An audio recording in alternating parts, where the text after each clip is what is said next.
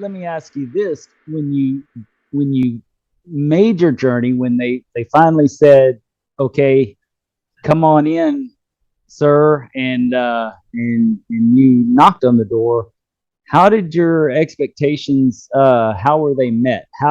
What kind of expectations did you have, and did you feel like they were met No, when you opened the door? no, they were not met.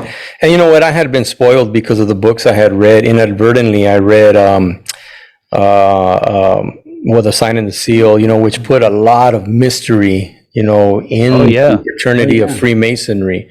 Then I read William Wilmhurst's The Meaning of Masonry, which put even more mystery, and that what we're supposed to be studying in a lodge room. And then I read The Hiram Key, which put even like deeper mystery. So when I went there, I mean, the guys had been World War II vets, Korean War vets, and they were like in their ritual, they were precise. But as far as Right, Masonic right. education, my expectations were not met, not even close. But was there etiquette? Yes. Was there standards? Yes. And I was 28 years old, and the next youngest was 50 something, and then the next youngest was 80 something. That was, Right, right. yeah. So That's pretty common. That's it pretty was common. it was hard to, I think, meet my expectations as a 28-year-old who had read all these books on Freemasonry, and thinking that once we joined, we were going to get into it, and begin to break these mysteries down and help me to understand in a group type setting. So no, they were not met, in all honesty. But looking back, these were great men, and I don't fault them for not being able to meet those expectations. Yeah. So something I find interesting about that is you being all the way in California. Just thinking back to when I came into the fraternity and how similar things were. We had a lot of great guys, great older brothers. There was a huge age gap, and they could tell you the ritual in their sleep.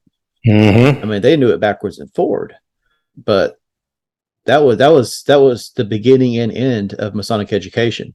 That's right. You didn't dive into anything further than that. That's correct. Well, and I would like to state that in all reality, we are still dealing with that. Oh, yeah. And it's not, and I don't want to, I'm not trying to lowbrow anybody, because those brothers were needed to keep that ritual alive, so that I would be able to learn it. If they hadn't done that, I would not have had the experience I had, and I wouldn't be in this fraternity, so that I can start searching for the next great thing. Yeah. We always need to be searching for the next great thing. And now brothers today that are coming in, we're meeting the next generation of brothers coming in, and they're growing up with the internet. So they have so much more than we even had. We read a lot of books, and we saw the cool movies, National Treasure, of course. Who doesn't want to join after they see National Treasure? but we got to see all that. We had all that, but these guys have the internet, and they're learning all this stuff, and they're coming in for that personal connection, that one-on-one, and to learn the mysteries from a mentor, and we're falling short. Fortunately, we are starting to pick things up, but we've still got a ways to go. I think you touched on something that's just as relevant today as it was back then when we started. Yeah. So it's something we always have to keep in mind.